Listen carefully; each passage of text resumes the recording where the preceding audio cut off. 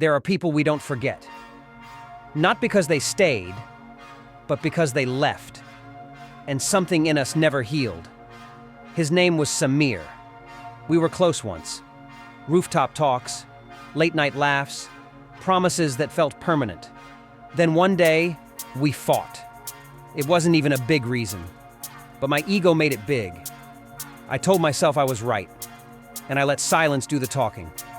Days became months. Months became years, and I never tried to fix it. Not once, because I thought there was time. Then one afternoon, I saw him, Samir, standing near the sidewalk. But he didn't look the same. He was thinner. His face looked tired. Even the way he stood, it felt like the world had become heavy. Our eyes met. He took a small step forward, like he wanted to speak. And for a second, I could have ended it. All of it. But my mind ran to the past, to hurt, to anger, and I turned away. I walked off. That evening, I mentioned it to a mutual friend, just casually, like it meant nothing. He looked at me and said, "Rohan, he's not well." I said, "Not well?" He swallowed and said, "It's serious. The doctors say he may not have much time." And that's when it happened. My anger just disappeared. Years of ego, gone. I saw our friendship again. I saw the time I wasted, waiting for the right moment. But now, time wasn't waiting. I drove straight to his house. My hands were shaking. Not because I was angry, because I was scared. Scared I might be too late. I rang the bell. He opened the door. Up close, the sickness was clear. But when he saw me, his eyes softened.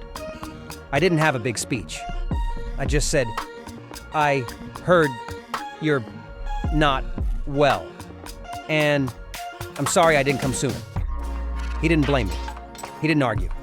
He just said, "Come in." That night we talked softly. Sometimes we didn't talk at all. But that silence felt kind. Not like the silence we carried for years. Before leaving, I looked at him and said, "I missed you." He paused, then whispered, "I missed you too." On the way back, one thought kept repeating. It's strange. The moment you know someone may die, your perception changes. Ego feels childish.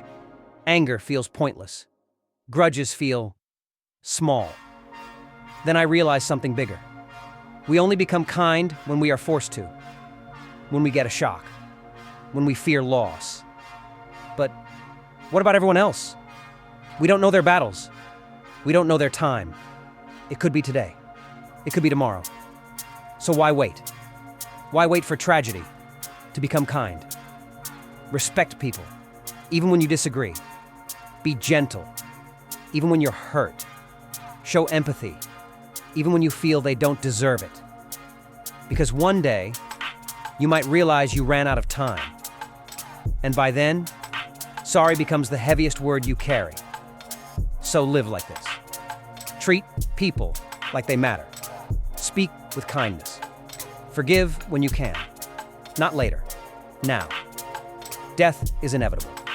Time is unpredictable. So don't let ego steal years you can't get back. Respect everyone around you. Show empathy. Always.